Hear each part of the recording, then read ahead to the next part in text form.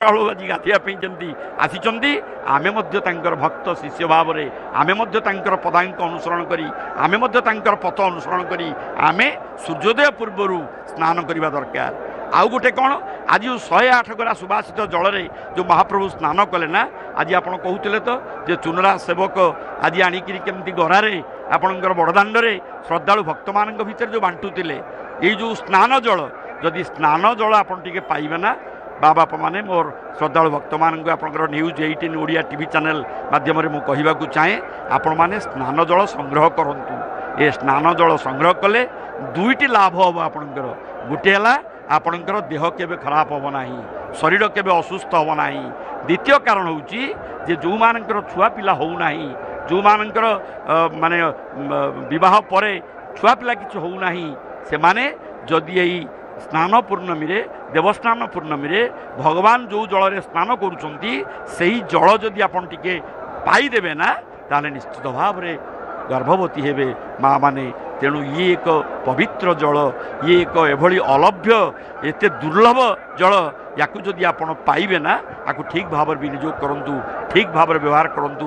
କାରଣ ମହାପ୍ରଭୁ ଜଗନ୍ନାଥ କଳିଯୁଗର ସତ୍ୟ ସନାତନ ପରମ ବ୍ରହ୍ମ ଦାରୁ ବ୍ରହ୍ମ ପୂର୍ଣ୍ଣ ବ୍ରହ୍ମ ସ୍ୱରୂପରେ ବସିଛନ୍ତି।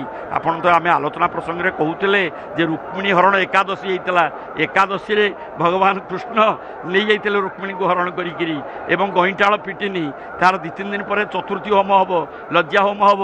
ଆଜି ଭଳି ଏକ ପବିତ୍ର ଦିନରେ ସ୍ନାନ ଯାତ୍ରା ବା ସ୍ନାନ ବେଦୀରେ ମହାପ୍ରଭୁ ଯିଏ ସ୍ନାନ କରୁଛନ୍ତି, ଆମେ ଯେଉଁ ଟିକିଏ ଆଗରୁ ଦେଖୁଥିଲେ ମହାପ୍ରଭୁଙ୍କର ମୁଖମଣ୍ଡଳ କେମିତି ବିଦୀର୍ଣ୍ଣ ଦେଖାଯାଉଛି, ଅତି କେମିତି ଭେର୍ସା ଦେଖାଯାଉଛି, କିନ୍ତୁ ସେ ଭେର୍ସା ହେବ କାରଣ ମଣିଷ ପରିସ୍ଥିତିର ଦାସ, ସମୟ ଅନୁସାରେ ସବୁ କିଛି କରିବାକୁ ପଡ଼ିବ। ଆମେ ସମୟକୁ କେବେ ହେଲେ ଛାଡ଼ିଯିବା ନାହିଁ, ସମୟକୁ କେବେ ମାନେ ଅସଦଯୋଗ କରିବା ନାହିଁ, ସଦୁପଯୋଗ କରିବା, ଅସଦୁପଯୋଗ କରିବା ନାହିଁ। ତେଣୁ ସମୟ ବଡ଼ ବଳବାନ, ସମୟ ବଡ଼ ମୂଲ୍ୟବାନ। ସମୟକୁ ଯିଏ ଠିକ୍ ଭାବରେ ବିନିଯୋଗ କରେ, ଆଜିର ସମୟ କାଲିକି ନାହିଁ, ଆଜିର ସମୟ ଏଇ ମୁହୂର୍ତ୍ତକୁ ନାହିଁ। ତେଣୁ ଭଗବାନ ସବୁବେଳେ ଭକ୍ତମାନଙ୍କୁ କହନ୍ତି, ଶିଷ୍ୟମାନଙ୍କୁ କହନ୍ତି, ଯଦି ମୋର ସନ୍ତାନ ତମେ ଦେଖନ୍ତୁ ବର୍ତ୍ତମାନ ଆସିଲା ହାତୀ ବେଶର ଜିନିଷ ସବୁ ଆସୁଛି, ଧୀରେ ଧୀରେ ସୁଦୂରା ହେଇକିରି ଆସୁଛି। ଏବଂ ମହାପ୍ରଭୁଙ୍କର ଯେଉଁ କହୁଥିଲେ ଗୋପାଳ ତୀର୍ଥ ମଠ ଏବଂ ଆପଣଙ୍କର ରାଘବ ଦାସ ମଠ ଯେଉଁ ଯୋଗେଇ ଦେଉଛନ୍ତି ମହାପ୍ରଭୁଙ୍କର ଏଇ ଗଜାନନ ବେଶ ହାତୀ ବେଶର ଯେଉଁ ସାମଗ୍ରୀ, ଯେଉଁ ଆପଣ ଆଲୋଚନା ପ୍ରସଙ୍ଗରେ କହୁଥିଲେ ଯେଉଁ ହାତୀ ବେଶର ଜିନିଷ ଗୁଡ଼ିକ ଆସୁଛି, ଇଏ ଏକ ନିଶ୍ଚିତ ଭାବରେ ମହାର୍ଘ ପରମ୍ପରା, ଏକ ଅନନ୍ୟ ପରମ୍ପରା। କାରଣ ଆଜି ଭଗବାନ ଗଜାନନ ବେଶରେ ଭକ୍ତମାନଙ୍କୁ ଦର୍ଶନ ଦେଇକରି ସମସ୍ତଙ୍କର ଦୁଃଖ ଦୂର କରିବେ, ସମସ୍ତଙ୍କର ଦୁଃଖ ହରଣ କରିବେ। କାରଣ ଇଏ ଦୁଃଖ ହରଣ କରିବା ପାଇଁ ତାଙ୍କର ଏ ଯାତ୍ରା, ସଂସାରର କଷ୍ଟ ଦୁଃଖକୁ ଦୂର କରିବା ପାଇଁ ତାଙ୍କର ଏ ଯାତ୍ରା, ସ୍ନାନ ଯାତ୍ରା ଏବଂ ମହାସ୍ନାନ ଦେବସ୍ନାନ ଯାତ୍ରା। ଏବଂ ଏହି ଯାତ୍ରାରେ ପ୍ରତ୍ୟେକ ଭକ୍ତଙ୍କର ମଙ୍ଗଳ କାମନା ଏଥିରେ ଉଦ୍ଦିଷ୍ଟ। ପ୍ରତ୍ୟେକ ଭକ୍ତଙ୍କର ମଙ୍ଗଳ ପ୍ରଦାନ କରିବା ପାଇଁ, ମଙ୍ଗଳ କରିବା ପାଇଁ ମହାପ୍ରଭୁ ଆସୁଛନ୍ତି। ତେଣୁ ଆମେ ମହାପ୍ରଭୁଙ୍କର ଯେଉଁ ବିଧିବିଧାନ ରହିଛି ସେହି ବିଧିବିଧାନ ଭିତରେ এই বিচারধারা, এই চেতনা রহিলে আমি অনুভব করিপারিবা। কারণ ভগবান জগন্নাথ এটি দেবতা নুহতি, জনে দেহধারী মনুষ্য। সে খাঁতি, সে পিয়ন্তি, সে শুয়ন্তি এবং নবযৌন বেশরে আপনার আউ 15 দিন পরে রথযাত্রাକୁ ଯିବେ, ভক্তମାନଙ୍କୁ দর্শন করিবে। তাঙ্কর উদ্দেশ্য হচ্ছে যে পতিত পাবন, ଯେଉଁ ପତିତ ପାବନ କଥା ଆଲୋଚନା କରୁଥିଲେ ଯେ ମୁକ୍ତିକାମୀ ପାପୀ ପତିତମାନଙ୍କୁ ଦର୍ଶନ ଦେବା ପାଇଁ ବର୍ଷରେ ଯେଉଁ 2 ଥର ଆସନ୍ତି, ତା ଭିତରେ ଆଜି ଆରମ୍ଭ ହେଲା। ଆଉ 15 ଦିନ ପରେ ଦେହ ଭଲ ହେଲା ପରେ ଆପଣଙ୍କର ଯେଉଁ ଆପଣଙ୍କର ନବଯୌବନ ବେଶରେ ନେତ୍ରୋତ୍ସବ କରି ନବଯୌବନ ବେଶରେ ମହାପ୍ରଭୁ ଆସିବେ। ଇଏ କମ୍ ବଡ଼ କଥା ନୁହେଁ, ଇଏ ପରମ୍ପରା ହେଉଛି ଏକ ନିଆରା ପରମ୍ପରା, ଭକ୍ତ ଭଗବାନଙ୍କର ମିଳନର ପରମ୍ପରା। ଏ ଭାବନା ସମସ୍ତଙ୍କ ଭିତରେ ରହିବା ଉଚିତ। ଏବଂ ଆପଣମାନେ ଯେଉଁ ଭଗବାନଙ୍କର ଆପଣ ଜାଣିଛନ୍ତି, ଭଗବାନ ଯେଉଁ ମୁତୁରି ଦାନ୍ତକାଠିରେ 12 ମାନେ ଇଞ୍ଚର 12 ଆଙ୍ଗୁଳି, 12 ଆଙ୍ଗୁଳିର 4 4 8 4 12 ଆଙ୍ଗୁଳିର ମୁତୁରି ଦାନ୍ତକାଠିରେ ଯେଉଁ ଦାନ୍ତ ଘଷୁଛନ୍ତି, ଏଗୁଡ଼ା କ'ଣ? ମୁତୁରି ଦାନ୍ତକାଠିଟା ହେଉଛି ଗୋଟେ ଆୟୁର୍ବେଦ, ମାନେ ଦାନ୍ତ ରୋଗ କିଛି ହେବ ନାହିଁ, ମାଢ଼ି ଫୁଲିବ ନାହିଁ, ମୁଖମଣ୍ଡଳ ବିଦୀର୍ଣ୍ଣ ହେବ ନାହିଁ। ବର୍ତ୍ତମାନ ଯେଉଁ ମୁଖ ଗହ୍ୱର, ମୁଖ କ୍ୟାନ୍ସର ହେଉଛି, ସେଗୁଡ଼ିକ ହେବ ନାହିଁ। ଏଗୁଡ଼ିକ ସବୁ ଭଗବାନ ଖଞ୍ଜି ଦେଇଛନ୍ତି, କିନ୍ତୁ ଆମେ ତାକୁ ମାନୁନାହୁଁ। ମାନିଲେ ଠାକୁର, ନ ମାନିଲେ ପଥର। ମାନିବା ଗୁଣ ଅଛି ବୋଲି ଆମେ ମାନବ, ମାନିବା ଗୁଣ ନଥିଲେ ସେମାନେ ହେଉଛନ୍ତି ଦାନବ। ତେଣୁ ଆମେ ମାନବ ହେବା ନା ଦାନବ ହେବା? ବର୍ତ୍ତମାନ ମାନବ ଭଳି ଭଲ କଥା କହିବା, ଦାନବ ଭଳି ଆଚରଣ ଉଚ୍ଚାରଣ ଭିତରେ परिप्रकाश करवा। तेणु आज ये पवित्र दिवस आम भितर यही चेतना रहू, यही विचार रहू। आम समस्ते सका बड़ी भोर उठिक आम शଯ୍ୟା त्याग करवा, मुख प्रक्षालन करवा, दंत मर्दन करवा, स्नान करवा। जमी जगन्नाथ महाप्रभु बिंब स्नान करुँच, मुकुर स्नान करुँच, महास्नान करुँच। आज भली दिन में महास्नान, कारण समस्त आगे भक्त एवं सेवक सेवायत मान गहन समस्त आगे से नर किन्नर अर्थात स्वर्गमर्त्य पाताल त्रिभुवनर समस्त आगे से जो स्नान करी से देखा मु जगत को उद्धार करी, जगत को शांत करी, कारण मु पतित मान को उद्धार करने मुझे जगह को आसी, कारण मुझे स्वयं आसूँ।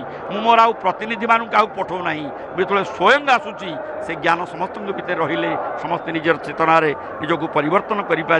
कारण ऋतुचक्र परिवर्तन में तांकर मध्य बेश भोग एवं उपचार बदलुची।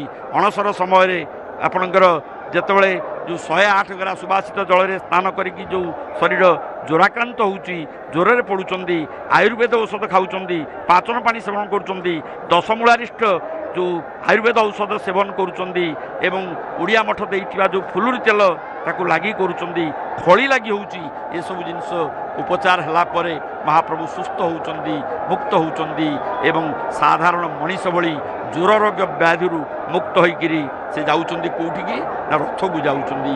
ये एक मानवीय लीला एवं आ भितर बहु जिनस आमको शिखिबार अछि, या भितर बहु जिनस आमको अनुभव करिबार अछि।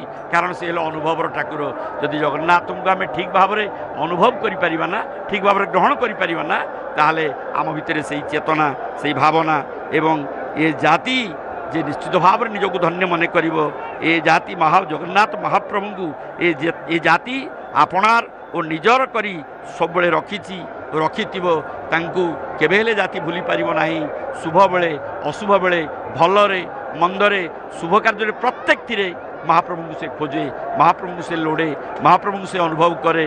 कारण महाप्रभु होचंदी भावर देवता, अनुभवर देवता, रक्त मांस शिरा प्रशिरा भितर से एभली भाव में साइति रखी से केबेले भगवान जगन्नाथ को भूली पारिबो नाही।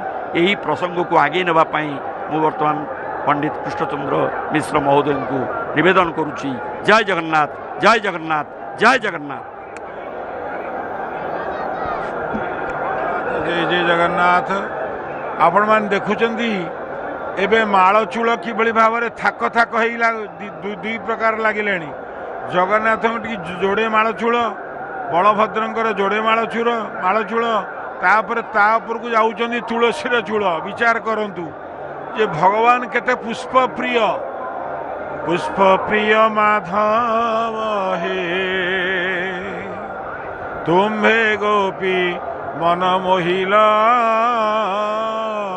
पुष्प प्रिय माधव हे। चमत्कार भाव में बनवाली दास गोटे जगह कही, हे पुष्प प्रिय माधव तमे गोपी मानकर मन मोहिल, विभिन्न लता कुंजर जाई विजय कल, बंशी बजेइल।